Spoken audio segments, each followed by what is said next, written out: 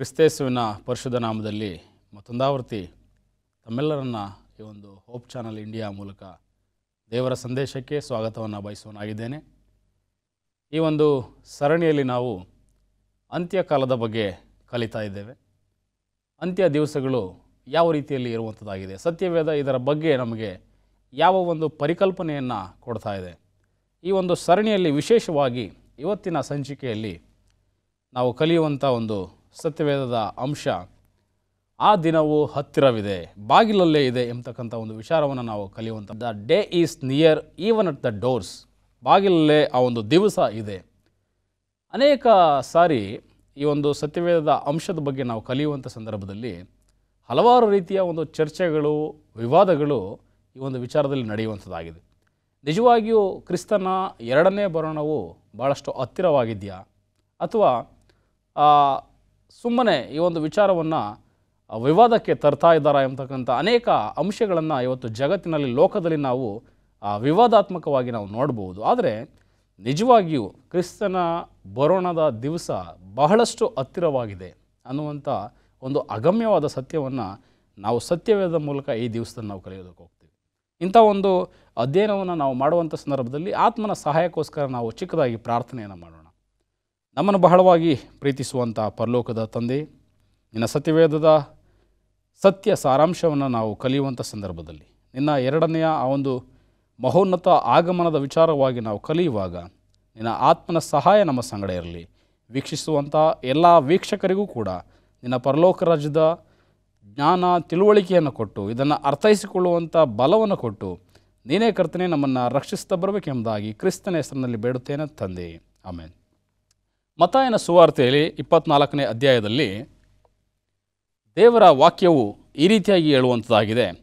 ಮತ್ತಾಯನ ಸುವಾರ್ತೆ 24ನೇ ಅಧ್ಯಾಯ 32 ಮತ್ತು 33ನೇ ವಚನಗಳಲ್ಲಿ, ಅಂಜೂರದ ಮರದ ದೃಷ್ಟಾಂತದಿಂದ ಬುದ್ಧಿ ಕಲಿಯಿರಿ, ಅದರ ಕೊಂಬೆ ಇನ್ನೂ ಎಳೆಯದಾಗಿದ್ದು ಎಲೆ ಬಿಡುವಾಗ ಬೇಸಿಗೆಯು ಹತ್ತಿರವಾಯಿತೆಂದು ತಿಳ್ಕೊಳ್ಳುತ್ತೀರಲ್ಲ, ಹಾಗೆಯೇ ನೀವು ಸಹ ಇದನ್ನೆಲ್ಲ ನೋಡುವಾಗ ಆ ದಿನವೂ ಹತ್ತಿರವದೆ, ಬಾಗಿಲಲ್ಲೇ ಅದೇ ಎಂದು ತಿಳಿದುಕೊಳ್ಳಿರಿ.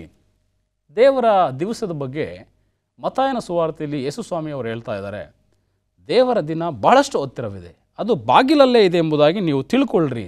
ಆದರೆ ಇವತ್ತು ಪ್ರಪಂಚದಲ್ಲಿ ಸಾಕಷ್ಟು ರೀತಿಯ ಒಂದು ವಿವಾದಗಳು ದೇವರ ಬರೋಣವನ್ನು ಅದು ಟೀಕಿಸುವಂಥದ್ದಾಗಿದೆ, ಗೇಲಿ ಮಾಡುವಂಥದ್ದಾಗಿದೆ. ನಿಜವಾಗಿ ಯೇಸು ಸ್ವಾಮಿ ಬರ್ತಾರಾ, ಎರಡನೇ ಸಾರಿ ಬಂದು ತನ್ನ ಭಕ್ತರನ್ನು, ತನ್ನ ಮಕ್ಕಳನ್ನು ಅವರು ಕರ್ಕೊಂಡು ಹೋಗ್ತಾರೆ ಎಂಬತಕ್ಕಂಥ ವಿಚಾರ ಭಾಳಷ್ಟು ಚರ್ಚೆಗೆ ಅದು ಗ್ರಾಸವಾಗ್ತದೆ. ಆದರೆ ಯೇಸು ಸ್ವಾಮಿ ಬಂದರೂ ಒಂದು ವೇಳೆ ಅದು ಈಗಲೇ ಅಲ್ಲ, ಭಾಳಷ್ಟು ತಡವಾಗ್ಬೋದು, ಸಾಕಷ್ಟು ಸಾವಿರಾರು ವರ್ಷಗಳು ಅದು ಆಗ್ಬೋದು ಎಂಬತಕ್ಕಂಥ ವಿವಾದಗಳಿಂದ ಇವತ್ತು ಲೋಕ ಜಗತ್ತು ಕೂಡಿದೆ. ಆದರೆ ನಮ್ಮ ಸತ್ಯವೇದದಲ್ಲಿ ಪೇತ್ರನು ತನ್ನ ಒಂದು 2ನೇ ಪೇತ್ರ ಪತ್ರಿಕೆಯಲ್ಲಿ ಈ ರೀತಿಯಾಗಿ ಹೇಳುವಂತನಾಗಿದ್ದಾನೆ.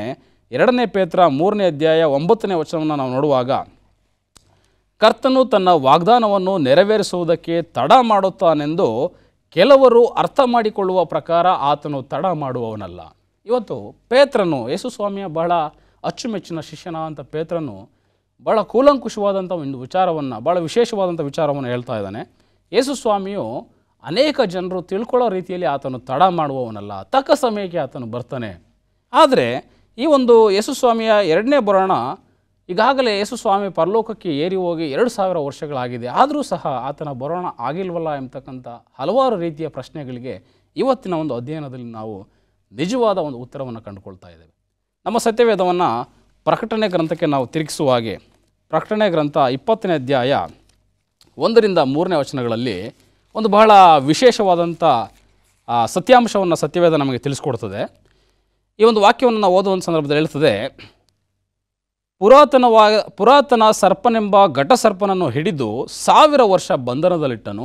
ಆ 1000 ವರ್ಷ ತೀರುವ ತನಕ ಸೈತಾನನು ಇನ್ನೂ ಜನಗಳನ್ನು ಮರುಳುಗೊಳಿಸದ ಹಾಗೆ ದೇವದೂತನು ಅವನನ್ನು ಅಧೋಲೋಕದಲ್ಲಿ ದೊಬ್ಬಿ ಬಾಗಿಲು ಮುಚ್ಚಿ ಅದಕ್ಕೆ ಮುದ್ರೆ ಹಾಕಿದನು. ಆ 1000 ವರ್ಷಗಳಾದ ಮೇಲೆ ಅವನಿಗೆ ಸ್ವಲ್ಪ ಬಿಡುಗಡೆಯಾಗಬೇಕು. ಇಲ್ಲಿ ವಾಕ್ಯ ನಮಗೆ ಹೇಳ್ತದೆ 1000 ವರ್ಷಗಳ ಬಗ್ಗೆ ಈ ಒಂದು ಸತ್ಯವೇದ ನಮ್ಮ ಸಂಗಡ ಮಾತಾಡುವಂಥದ್ದಾಗಿದೆ. ಈ 1000 ವರ್ಷದಲ್ಲಿ ಏನೆಲ್ಲ ನಡೆಯುವಂಥದ್ದಾಗಿದೆ? ಯೇಸು ಸ್ವಾಮಿಯ 2ನೇ ಬರೋಣದ ನಂತರ ಸೈತಾನನ ಒಂದು ಬಂಧನ, ದೇವರ ಮಕ್ಕಳ ಬಿಡುಗಡೆ, ದೇವರ ಮಕ್ಕಳ ಒಂದು ಸ್ವತಂತ್ರ ಅಂತಂದರೆ ಆತ ದೇವರ ಮಕ್ಕಳಿಗೆ ಬೇಕಾದಂಥ ಎಲ್ಲ ರೀತಿಯ ಒಂದು ರಕ್ಷಣೆಯನ್ನು ಒದಗಿಸುವುದರ ಬಗ್ಗೆ ಈ 1000 ವರ್ಷಗಳು ಮಾತಾಡುವಂಥದ್ದಾಗಿದೆ. ಈ 1000 ವರ್ಷಗಳ ಬಗ್ಗೆಯೂ ಸಹ ಇವತ್ತು ಲೋಕದಲ್ಲಿ ಅನೇಕ ರೀತಿಯ ಚರ್ಚೆಗಳಿದೆ.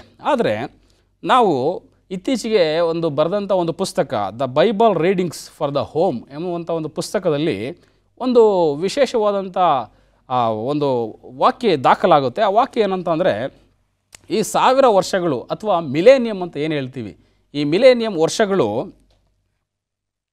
ಒಂದು ಅತ್ಯಂತ ದೊಡ್ಡ ಸಬ್ಬತ್ತಾಗಿರುತ್ತೆ, ಒಂದು ಮಹಾ ಸಬ್ಬತ್ತಾಗಿರುತ್ತೆ. ಯಾಕಂತಂದರೆ 6000 ವರ್ಷಗಳು ಈ ಭೂಮಿಯು ಸೈತಾನನ ಹಿಡಿತದಲ್ಲಿರ್ತದೆ.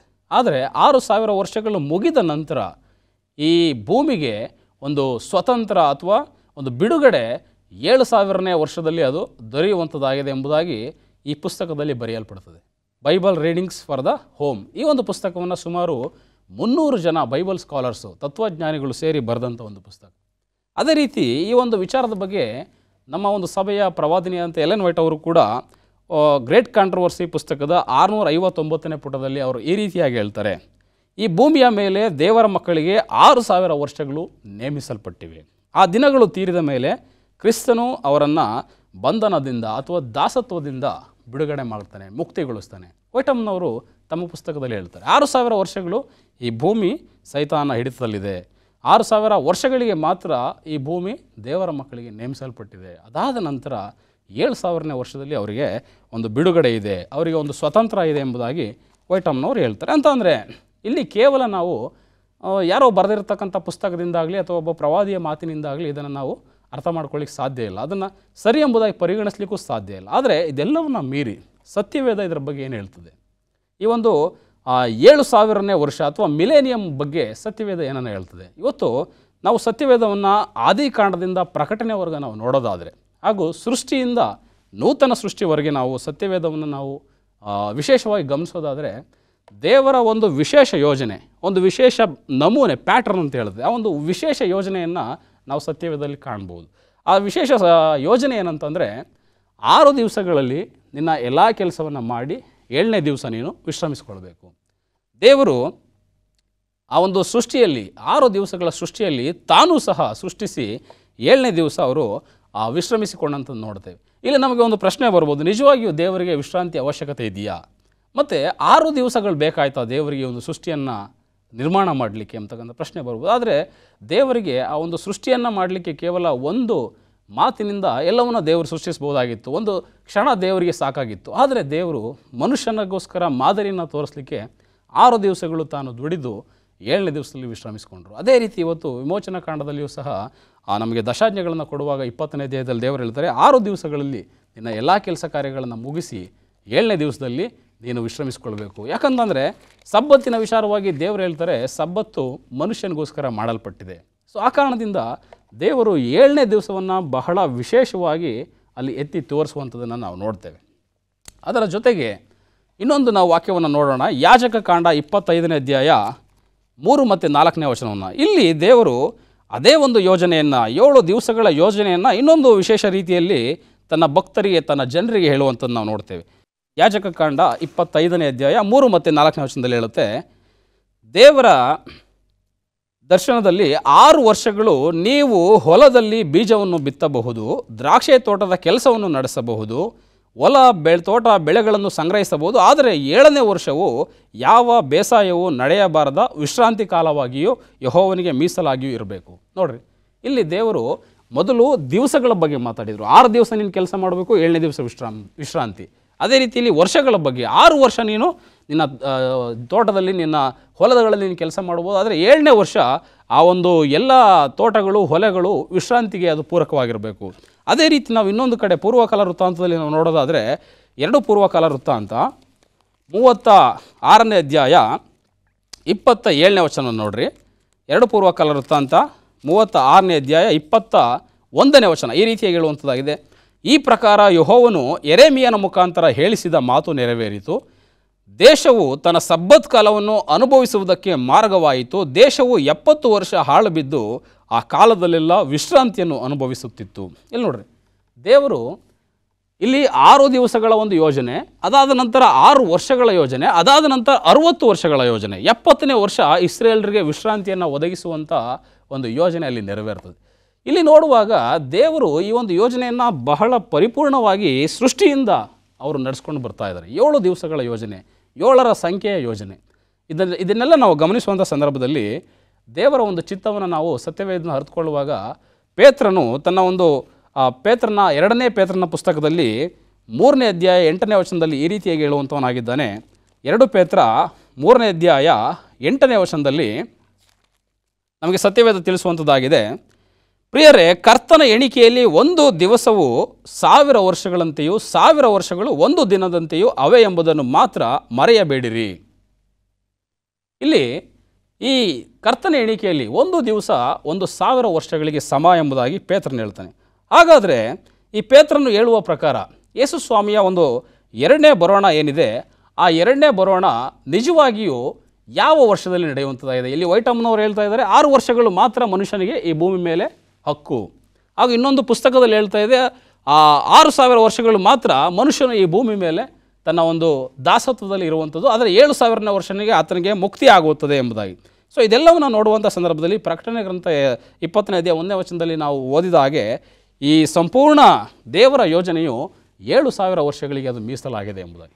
ಇವತ್ತು ಈ ಎಲ್ಲ ಅಧ್ಯಯನವನ್ನು ನಾವು ಗಮನಿಸುವಾಗ ಕಟ್ಟೆ ಕಡದಾಗಿ ನಮಗೆ ಬರುವಂಥ ಒಂದು ಆಲೋಚನೆ ಏನಂತಂದರೆ, ದೇವರು ಈ ಭೂಮಿಯನ್ನು ಮನುಷ್ಯನಿಗೆ ಕೇವಲ 6 ವರ್ಷಗಳಿಗೆ ಮಾತ್ರ ನೇಮಿಸಿರ್ಬೋದು, ಆದರೆ 7,000 ವರ್ಷಗಳು 7,000 ವರ್ಷಗಳೇನಿದೆ ಅದು ನಾವು ದೇವರ ಸಂಗಡ ಒಂದು ದೀರ್ಘವಾದ ವಿಶ್ರಾಂತಿಯಲ್ಲಿ ನಾವು ಪರಲೋಕದಲ್ಲಿ ನಾವು ಕಳೆಯುವುದಕ್ಕೆ ಹೋಗ್ತೇವೆ ಅಂತಕ್ಕಂಥ ವಿಚಾರವನ್ನು ನಾವು ತಿಳ್ಕೊಳ್ಬೋದು.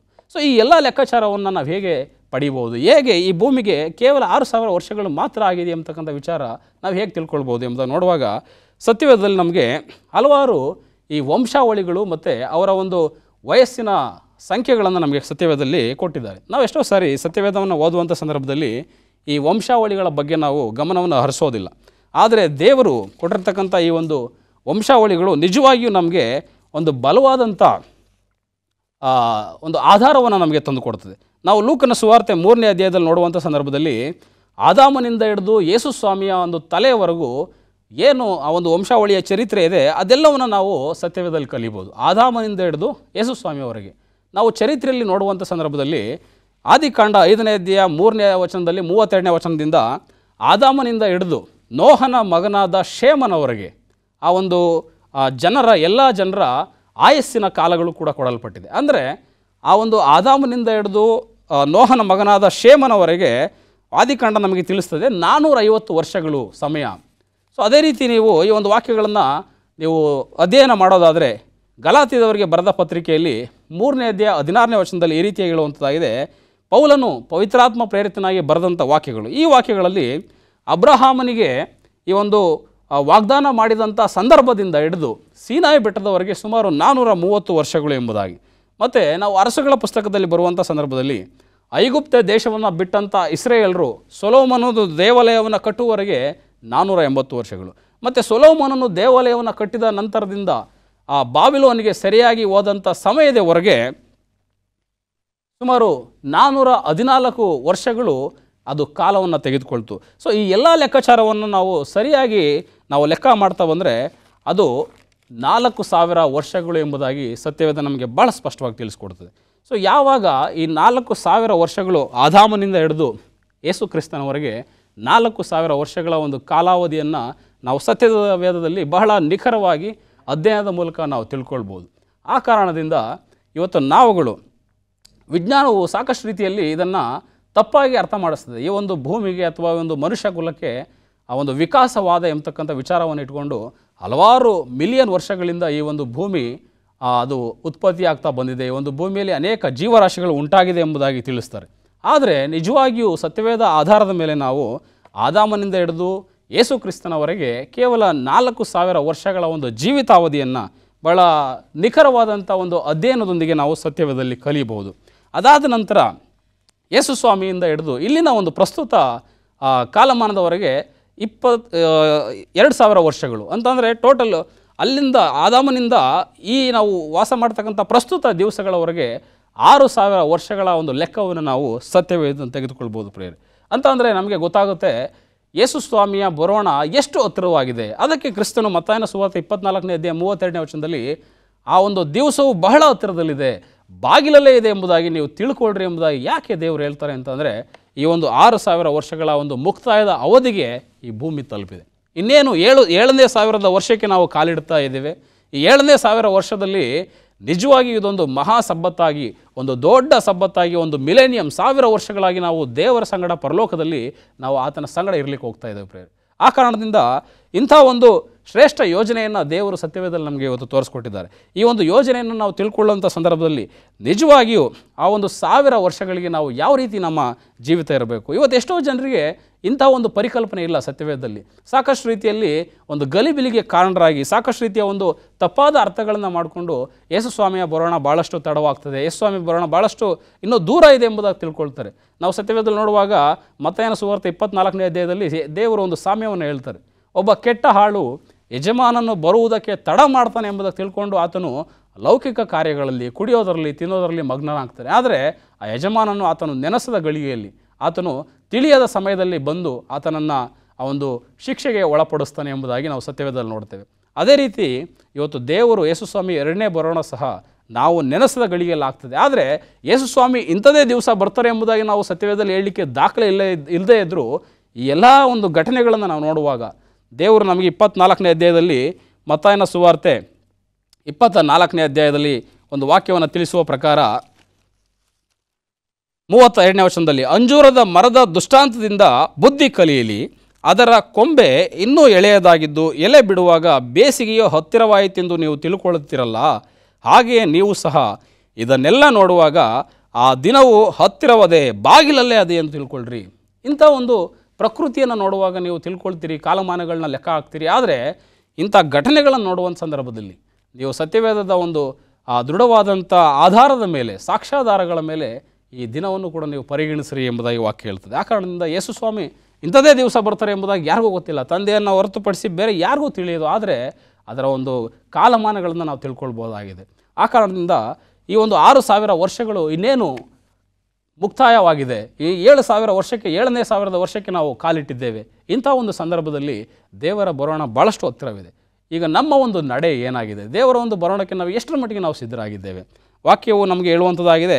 ಹಿಬ್ರಿಯರಿಗೆ ಬರೆದ ಪತ್ರಿಕೆ 4ನೇ ಅಧ್ಯಾಯ 1ನೇ ವಚನದಲ್ಲಿ ಅಪೊಸ್ತಲನಾದಂಥ ಪೌಲನು ಈ ರೀತಿಯಾಗಿ ತಿಳಿಸ್ತಾನೆ. ಹಿಬ್ರಿಯರಿಗೆ ಬರೆದ ಪತ್ರಿಕೆ 4ನೇ ಅಧ್ಯಾಯ 1ನೇ ವಚನದಲ್ಲಿ, ಹೀಗಿರಲಾಗಿ ದೇವರ ವಿಶ್ರಾಂತಿಯಲ್ಲಿ ಸೇರಬಹುದೆಂಬ ವಾಗ್ದಾನವು ಇನ್ನೂ ಇರುವಲ್ಲಿ ನಿಮ್ಮೊಳಗೆ ಯಾವನಾದರೂ ವಾಗ್ದಾನದ ಫಲವನ್ನು ಹೊಂದದೆ ತಪ್ಪುತ್ತಾನೋ ಎಂದು ನಾವು ಭಯಪಡೋಣ. ಈ ಒಂದು ದೇವರ ವಿಶ್ರಾಂತಿಯಲ್ಲಿ ಸೇರಬೇಕೆಂಬತಕ್ಕಂಥ ವಾಗ್ದಾನ ಇನ್ನೂ ಇದೆ. ಆದರೆ ಈ ವಾಗ್ದಾನವನ್ನು ಇವತ್ತು ಉಲ್ಲಂಘಿಸಿ ಅನೇಕ ಜನರು ದೇವರ ವಿರುದ್ಧವಾಗಿ ನಡ್ಕೊಳ್ತಾ ಇದ್ದಾರೆ. ಆ ಕಾರಣದಿಂದ ಪೌಲನು ಹೇಳ್ತಾನೆ, ಅದರಲ್ಲಿ ನೀವು ಸೇರದೇ ಇರೋದಕ್ಕೆ ನೀವು ಭಯಪಡುವವರಾಗ್ರಿ. ಒಂದು ವೇಳೆ ನಾನು ತಪ್ತಾ ಇದ್ದೇನೆ, ಎಲ್ಲಿ ನಾನು ಆ ಒಂದು ದಿನವನ್ನು ನಾನು ವ್ಯರ್ಥವಾಗಿ ನಡ್ಕೊಳ್ತಾ ಇದ್ದೇನೆ ಎಂಬುದಾಗಿ ನೀವು ಭಯಪಡ್ರಿ ಎಂಬುದಾಗಿ ಇವತ್ತು ಪೌಲನು ನಮಗೆ ತಿಳಿಸುವಂತನಾಗಿದ್ದಾನೆ. ಆ ಕಾರಣದಿಂದ ಈ ಒಂದು ಎಚ್ಚರಿಕೆಯ ಸಂದೇಶ, ಕಟ್ಟಕಡೆಯ ದಿವಸಗಳಲ್ಲಿ ವಾಸ ಮಾಡ್ತಕ್ಕಂಥ ನಮಗೆ, ಈ ಒಂದು ಲೋಕದ ಅಂತ್ಯದಲ್ಲಿ ಜೀವಿಸ್ತಾ ಇರತಕ್ಕಂಥ ನಮಗೆ ಈ ಒಂದು ಸಂದೇಶವು ಒಂದು ನಿಖರವಾದ ಮಾಹಿತಿಯನ್ನು ಯೇಸುಸ್ವಾಮಿಯವರು ಅತಿ ಶೀಘ್ರದಲ್ಲಿ ಈ ಲೋಕಕ್ಕೆ ಬರಲಿಕ್ಕಿದ್ದಾರೆ ಎಂಬತಕ್ಕಂಥ ಮಾಹಿತಿಯನ್ನು, ಹಾಗೂ ಸಬ್ಬತ್ತನ್ನು ಉಲ್ಲಂಘಿಸ್ತಕ್ಕಂಥ, 7ನೇ ದಿನವನ್ನು ಉಲ್ಲಂಘಿಸ್ತಕ್ಕಂಥ, ವಿಶ್ರಾಂತಿಯನ್ನು ಉಲ್ಲಂಘಿಸ್ತಕ್ಕಂಥ ಅನೇಕ ಜನರಿಗೆ ಈ ಒಂದು ಸಂದೇಶವು ಬಹಳ ಎಚ್ಚರಿಕೆಯನ್ನು ಕೊಡುವಂಥದ್ದಾಗಿದೆ. ಇನ್ನೊಂದು ನಾವು ಬಹಳ ವಿಶೇಷವಾದಂಥ ಘಟನೆಯನ್ನು ವಿಚಾರದಲ್ಲಿ ನೋಡಬೇಕು ಅಂತ ನಾವು ಹೇಳೋದಾದರೆ, ಯೂದನ ಪತ್ರಿಕೆ 1ನೇ ಅಧ್ಯಾಯ 4ನೇ ವಚನವನ್ನು ನೀವು ತಿರುಗಿಸೋದಾದರೆ, ಯೂದನ ಒಂದು ಪುಸ್ತಕ 1ನೇ ಅಧ್ಯಾಯ 4ನೇ ವಚನದಲ್ಲಿ, ಈ ಒಂದು ವಚನದಲ್ಲಿ ಈ ರೀತಿಯಾಗಿ ಹೇಳುವಂಥದ್ದಾಗಿ 14ನೇ ವಚನದಲ್ಲಿ, ಆದಾಮನಿಗೆ 7ನೇ ತಲೆಯವನಾದ ಹನೋಕನು ಈ ರೀತಿಯಾಗಿ ಆತನು ಹೇಳ್ತಾನೆ, ಈಗೋ ಕರ್ತನು ಲಕ್ಷಾಂತರ ಪರಿಶುದ್ಧ ದೂತರನ್ನು ಕೂಡಿಕೊಂಡು ಎಲ್ಲರಿಗೆ ನ್ಯಾಯ ತೀರಿಸುವುದಕ್ಕೂ ಭಕ್ತಿಹೀನರೆಲ್ಲರೂ ಮಾಡಿದ ಭಕ್ತಿ ಇಲ್ಲದ ಎಲ್ಲ ಕೃತ್ಯಗಳ ವಿಷಯವಾಗಿ ಮತ್ತು ಭಕ್ತಿ ಇಲ್ಲದ ಪಾಪಿಷ್ಟರು ತನ್ನ ಮೇಲೆ ಹೇಳಿದ ಎಲ್ಲ ಕಠಿಣವಾದ ಮಾತುಗಳ ವಿಷಯದಲ್ಲಿ ಅವರನ್ನು ಖಂಡಿಸುವುದಕ್ಕೆ ಬಂದನು. ನೋಡ್ರಿ, ಆದಾಮನಿಗೆ 7ನೇ ತಲೆಯವನಾದಂಥ ಹನೋಕನು ಎಂಬುದಾಗಿ ಇಲ್ಲಿ ದೇವರ ಒಂದು 7 ಎಂಬತಕ್ಕಂಥ ಸಂಖ್ಯೆಯ ವಿಶೇಷತೆಯನ್ನು ನಾವು ಗಮನಿಸ್ಬೋದು. ಸೃಷ್ಟಿಯಲ್ಲಿ ದೇವರೇನು ಮಾಡಿದರು, 6 ದಿವಸಗಳು ವಿಶ್ರಾಂತಿಯನ್ನು ಮಾಡಿ 7ನೇ ದಿವಸ ವಿಶ್ರಮಿಸ್ಕೊಂಡ್ರು. ಇಸ್ರೇಲರಿಗೆ ಏನು ಮಾಡಿದರು, 6 ವರ್ಷಗಳು ನಿನ್ನ ಹೊಲವನ್ನೆಲ್ಲ ನೀನು ದುಡಿದು ನೀನು ಕೆಲಸ ಮಾಡೋ, ಆದರೆ 7ನೇ ವರ್ಷ ಆ ಹೊಲಕ್ಕೆ ನೀನು ವಿಶ್ರಾಂತಿ ಕೊಡು. ಇನ್ನೊಂದು ಕಡೆ ಪೂರ್ವಕಾಲ ವೃತ್ತಾಂತದಲ್ಲಿ 70 ವರ್ಷಗಳು ಆ ಒಂದು ಇಡೀ ಇಸ್ರೇಲ್ ದೇಶಕ್ಕೆ ವಿಶ್ರಾಂತಿ ಸಿಕ್ತು ಎಂಬುದು ವಾಕ್ಯ ನೋಡ್ತೇವೆ. ಅದೇ ರೀತಿ ಇಲ್ಲಿ ದೇವರಿಗೆ, ಅಂದರೆ ಆದಾಮನಿಗೆ 7ನೇ ತಲೆಯವನಾದಂಥ ಹನೋಕನು ಸಹ 7ನೇ ತಲೆಯವನು ಪರಲೋಕಕ್ಕೆ ಆತನು ಎತ್ತಲ್ಪಟ್ಟನು. ತನ್ನ ಒಂದು ಎಲ್ಲ ಒಂದು ಈ ಒಂದು ಲೌಕಿಕ ಜೀವಿತವನ್ನು ಆತನು ಬಿಟ್ಟು ಸಾವನ್ನು ಕಾಣದೆ ಮರಣವನ್ನು ಆತನು ಜಯಿಸಿ ಪರಲೋಕಕ್ಕೆ ದೇವರ ಸಂಗಡ ಎತ್ತಲ್ಪಟ್ಟನು ಎಂಬುದನ್ನು ನೋಡ್ತೇವೆ. ಆದ್ದರಿಂದ ಇವತ್ತು 7 ಎಂಬತಕ್ಕಂಥ ಒಂದು ಸಂಖ್ಯೆ, ಇವತ್ತು ನಾವು 7,000 ವರ್ಷಕ್ಕೆ ನಾವು ಕಾಲಿಡ್ತಾ ಇದ್ದೇವೆ. ನಿಜವಾಗಿಯೂ ಆ ಒಂದು ಹನೋಕನು ನಮಗೆ ಒಂದು ಮಾದರಿಯನ್ನು ಬಿಟ್ಟು ಹೋಗಿದ್ದಾನೆ. ಯಾವ ರೀತಿಯಲ್ಲಿ ಆತನು ಮರಣವನ್ನು ಕಾಣದೆ ಮರಣವನ್ನು ರುಚಿಸದೆ ದೇವರ ಸಂಗಡ ಆತನು ಎತ್ತಲ್ಪಟ್ಟನೋ, ಅದೇ ರೀತಿ ಇವತ್ತು ಅಂತ್ಯಕಾಲದಲ್ಲಿ ನಾವು ಸಹ ಈ ಒಂದು 7,000 ವರ್ಷದಲ್ಲಿ ದೇವರು ಬರುವಂಥ ಅತಿ ಶೀಘ್ರ ಸಮಯದಲ್ಲಿ ಮರಣವನ್ನು ನಾವು ನೋಡದೆ ಮರಣವನ್ನು ರುಚಿಸದೆ ದೇವರ ಸಂಗಡ ನಾವು ಹೋಗಲಿಕ್ಕೆ ನಾವು ಸಿದ್ಧರಾಗಬೇಕು ಅಂತಕ್ಕಂಥ ಒಂದು ಸಂದೇಶವನ್ನೇ ಒಂದು ವಾಕ್ಯ ತಿಳಿಸುವಂಥದ್ದಾಗಿದೆ. ಆ ಕಾರಣದಿಂದ ಪೌಲನು ನಮಗೆ ಬಹಳವಾಗಿ ಇನ್ನೊಂದು ಕಡೆ ಹೇಳ್ತಾನೆ, ರೋಮಾಪುರದವರಿಗೆ ಬರೆದ ಪತ್ರಿಕೆ 3ನೇ ಅಧ್ಯಾಯ 11ನೇ ವಚನವನ್ನು ನಾವು ನೋಡೋದಾದರೆ, ರೋಮಾಪುರದವರಿಗೆ ಬರೆದ ಪತ್ರಿಕೆ 3ನೇ ಅಧ್ಯಾಯ 11ನೇ ವಚನವು ಈ ರೀತಿ ತಿಳಿಸುವಂಥದ್ದಾಗಿದೆ. 13ನೇ ಅಧ್ಯಾಯ 11ನೇ ವಚನ, ದಯವಿಟ್ಟು ಕ್ಷಮಿಸಿ. ರೋಮಾಪುರ 13ನೇ ಅಧ್ಯಾಯ 11ನೇ ವಚನ ಈ ರೀತಿಯಾಗಿ ನಮಗೆ ತಿಳಿಸುವಂಥದ್ದಾಗಿದೆ. ಈಗಿನ ಕಾಲವು ನಿದ್ದೆಯಿಂದ ಎಚ್ಚರವಾಗತಕ್ಕ ಕಾಲವೆಂದು ಅರಿತು ಇದನ್ನೆಲ್ಲ ಮಾಡಿರಿ. ನಾವು ಕ್ರಿಸ್ತನನ್ನು ಮೊದಲು ನಂಬಿದ ಕಾಲದಲ್ಲಿ ಇದ್ದದಕ್ಕಿಂತ ಈಗ ನಮ್ಮ ವಿಮೋಚನೆಯು ಹತ್ತಿರವಾಯಿತು. ನೋಡ್ರಿ, ಕ್ರಿಸ್ತನ ವಿಮೋಚನೆ ಬಹಳಷ್ಟು ಹತ್ತಿರವಾಗಿದೆ. ಈ ಕಾಲದಲ್ಲಿ ನಾವು ನಿದ್ರೆಯಿಂದ ಎಚ್ಚರವಾಗಬೇಕು. ಇವತ್ತು ಅನೇಕರು ನಾವು ನಿದ್ರೆಯಲ್ಲಿ ಮುಳುಗಿದ್ದೇವೆ. ಅದು ದೈಹಿಕವಾದಂಥ ನಿದ್ರೆ ಅಲ್ಲ, ಶಾರೀರಿಕವಾದಂಥ ನಿದ್ರೆ ಅಲ್ಲ, ಆಧ್ಯಾತ್ಮಿಕವಾದಂಥ ನಿದ್ರೆ. ಇವತ್ತು ನಮಗೆ ಎಚ್ಚರ ಇಲ್ಲ, ನಾವು ಎಲ್ಲಿದ್ದೇವೆ, ಎಲ್ಲಿ ನಿಂತಿದ್ದೇವೆ, ಯಾವ ಒಂದು ಕ್ಷಣದಲ್ಲಿ ನಾವು ದೇವರು ಬರುವಂಥ ಒಂದು ಪರಿಸ್ಥಿತಿಯಲ್ಲಿ ನಾವಿದ್ದೇವೆ, ಎಂಥ ಒಂದು ಅಂತ್ಯಕಾಲದ ಘಟನೆಗಳನ್ನು ನಾವು ನೋಡ್ತಾ ಇದ್ದೇವೆ. ಇವತ್ತು ಒಂದು 7ನೇ ಒಂದು ದಿವಸದ ಒಂದು ಶ್ರೇಷ್ಠತೆಯನ್ನು ನಾವು ಮರ್ತೋಗಿದ್ದೇವೆ. ಆ ಕಾರಣದಿಂದ ದೇವರು ನಮ್ಗೆ ಹೇಳ್ತಾ ಇದ್ದಾರೆ, ನಿದ್ರೆಯಿಂದ ಎಚ್ಚೆತ್ತುಕೊಳ್ಳ್ರಿ, ಇದು ಮಲಗುವಂಥ ಸಮಯ ಅಲ್ಲ, ಇದು ದೇವರು ಬರುವಂಥ ಸಮಯ, ವಿಮೋಚನೆಯು ಹತ್ತಿರವಾಗಿರುವಂಥ ಸಮಯ. ಇಂಥ ಸಮಯದಲ್ಲಿ ನೀವು ದೇವರಿಗೆ ನೀವು ವಿಧೇಯರಾಗಿ ನಡ್ಕೊಳ್ತಕ್ಕಂಥದ್ದು ಬಹಳ ಮುಖ್ಯ ಅಂತಕ್ಕಂಥ ವಿಚಾರವನ್ನು ಪೌಲ ನಮಗೆ ಹೇಳ್ತಾ ಇದ್ದೇನೆ. ಆದ್ದರಿಂದ ಸೃಷ್ಟಿಯಲ್ಲಿ ದೇವರು ಕೊಟ್ಟಂಥ ಆ ಒಂದು 7ನೇ ದಿವಸದ ಶ್ರೇಷ್ಠತೆ, ಇಸ್ರೇಲರಿಗೆ ಕೊಟ್ಟಂಥ 7 ವರ್ಷಗಳ ಆ ಒಂದು ದಿವಸದ ಶ್ರೇಷ್ಠತೆ, ಅದೇ ರೀತಿ ಇಸ್ರೇಲರಿಗೆ ಕೊಟ್ಟಂಥ ಮತ್ತೊಂದು 70 ವರ್ಷದ ಶ್ರೇಷ್ಠತೆ, ಅದೇ ರೀತಿ ಕೊನೆಯದಾಗಿ ನಮಗೆ ಅಂತ್ಯಕಾಲದಲ್ಲಿ ಆ ಒಂದು ದೇವರ ಸಂಗಡ ಏರಿ ಹೋಗಲಿಕ್ಕೆ 7,000 ವರ್ಷದ ಒಂದು ಯೋಜನೆ ದೇವರ ಬಳಿಯಲ್ಲಿ ಸಿದ್ಧವಾಗಿದೆ ಪ್ರಿಯರೇ. ಆ ಕಾರಣದಿಂದ ಅತಿ ಶೀಘ್ರವಾಗಿ ಯೇಸು ಸ್ವಾಮಿ ಬರಲಿದ್ದಾರೆ. ನಾವು ನಿದ್ರೆ ಮಾಡದೆ, ಆಧ್ಯಾತ್ಮಿಕವಾಗಿ ನಾವು ಸತ್ತು ಹೋಗದೆ ಆತನಿಗೆ ನಾವು ವಿಧೇಯರಾಗಿ ನಡ್ಕೊಂಡು ಎಚ್ಚರವಾಗಿದ್ದು ನಾವು ನಮ್ಮ ಸಂಗಡ ಇತರರನ್ನು ಸಹ ದೇವರ ಒಂದು ಬರುವಿಕೆಗೆ ನಾವು ಸಿದ್ಧ ಮಾಡೋಣ ಎಂಬುದಾಗಿ ಸತ್ಯವೇದ ನಮಗೆ ತಿಳಿಸುವಂಥದ್ದಾಗಿದೆ. ಹನೋಕನು ಕೂಡ ನಮಗೆ ಬಹಳ ದೊಡ್ಡ ಸಾಕ್ಷಿಯನ್ನು ಕೊಟ್ಟಿದ್ದಾನೆ. 7ನೇ ತಲೆಯವನಾದಾಗ್ಯೂ ಸಹ ಆತನು ದೇವರ ಸಂಗಡ ಎತ್ತಲ್ಪಟ್ಟನು, ಮರಣವನ್ನು ರುಚಿಸದೆ ಆತನು ದೇವರನ್ನು ಸೇರಿಕೊಂಡನು ಎಂಬುದಾಗಿ. ಆ ಕಾರಣದಿಂದ ಇವತ್ತು ನಾವುಗಳು ಈ ಒಂದು ಅಂತ್ಯಕಾಲದಲ್ಲಿ ಜೀವಿಸುವಂಥ ಸಂದರ್ಭದಲ್ಲಿ ದೇವರ ಒಂದು ಬರುವಿಕೆಗೆ ನಮ್ಮನ್ನು ನಾವು ಸಿದ್ಧ ಮಾಡಿಕೊಳ್ಳೋಣ. ಅತಿ ಶೀಘ್ರವಾಗಿ ಬರಲಿರ್ತಕ್ಕಂಥ ಯೇಸು ಕ್ರಿಸ್ತನ ಆ ಒಂದು ಬರೋಣದಲ್ಲಿ ನಾವು ಆತನನ್ನು ಮುಖಾಮುಖಿಯಾಗಿ ಕಾಣುವಂಥ ಒಂದು ಶ್ರೇಷ್ಠ ಭಾಗ್ಯವನ್ನು ನಾವೆಲ್ಲರೂ ಹೊಂದ್ಕೊಳ್ಳೋಣ ಎಂಬುದಾಗಿ ಹೇಳ್ತಾ, ಈ ಒಂದು ದೇವರ ವಾಕ್ಯದಲ್ಲಿ ನಮಗೆ ಎಚ್ಚರಿಕೆಯನ್ನು ಕೊಟ್ಟಿರ್ತಕ್ಕಂಥ ಒಂದು ಎಚ್ಚರಿಕೆಯನ್ನು ನಾವು ಆ ಒಂದು ಗಂಭೀರವಾಗಿ ಪರಿಗಣಿಸೋಣ ಎಂಬುದಾಗಿ ಹೇಳ್ತಾ ಈ ಒಂದು ವಾಕ್ಯವನ್ನು ಮುಗಿಸ್ತೇನೆ. ದೇವರು ನಿಮ್ಮನ್ನು ಆಶೀರ್ವದಿಸಲಿ. ನಾವು ಕಣ್ಣುಗಳನ್ನು ಮುಚ್ಚಿ ಚಿಕ್ಕದಾಗಿ ಪ್ರಾರ್ಥನೆ ಮಾಡೋಣ. ನಮ್ಮನ್ನು ಬಹಳವಾಗಿ ಪ್ರೀತಿಸುವಂಥ ಪರಲೋಕದ ತಂದೆ, ಈ ಒಂದು ಸತ್ಯವೇದದಲ್ಲಿ ತಿಳಿಸಿದಂಥ ಎಲ್ಲ ಒಂದು ರಹಸ್ಯವಾದ ಅಂಶಗಳಿಗಾಗಿ ಸ್ತೋತ್ರ ತಂದೆ. ಕರ್ತನೆ, ನಿನ್ನ ಒಂದು 7ರ ಸಂಖ್ಯೆಯ ಒಂದು ಯೋಜನೆಯನ್ನು ಹೊರತುಕೊಂಡಿದ್ದೇವೆ. ನಿನ್ನ ಬರೋಣವು ಬಹಳ ಸಮೀಪದಲ್ಲಿದೆ ಸ್ವಾಮಿ, ಬಾಗಿಲಲ್ಲೇ ಇದೆ ಎಂಬುದ ವಾಕ್ಯವು ತಿಳಿಸುವಂಥದ್ದಾಗಿದೆ. ಆ ಕಾರಣದಿಂದ ನಾವುಗಳು ಈ ಒಂದು ರಕ್ಷಣಾ ಯೋಜನೆಯಲ್ಲಿ ಪಾಲ್ಗಾರರಾಗಿ ನಿನ್ನ ಒಂದು ಶ್ರೇಷ್ಠ ಯೋಜನೆಯನ್ನು ಅರಿತುಕೊಂಡವರಾಗಿ ಕರ್ತನೆ, ನಿನ್ನ ಮುಂದೆ ನಾವು ಆ ಒಂದು ಮೆಚ್ಚುಗೆಯ ಮಕ್ಕಳಾಗಿ ನಿಂತುಕೊಳ್ಳುವಂಥ ಒಂದು ಮಹಾಭಾಗ್ಯವನ್ನು ನಮ್ಮೆಲ್ಲರಿಗೆ ದಯಪಾಲಿಸಿ ಬರಬೇಕೆಂಬುದಾಗಿ, ನಿನ್ನ ಆತ್ಮನ ಸಹಾಯವನ್ನು ನಮ್ಮ ಸಂಗಡ ಕೊಡಬೇಕೆಂಬುದಾಗಿ ಕ್ರಿಸ್ತನ ಹೆಸರಿನಲ್ಲಿ ಪ್ರಾರ್ಥನೆ ಮಾಡಿ ಬೇಡ್ಕೊಳ್ತೀನಿ ತಂದೆ.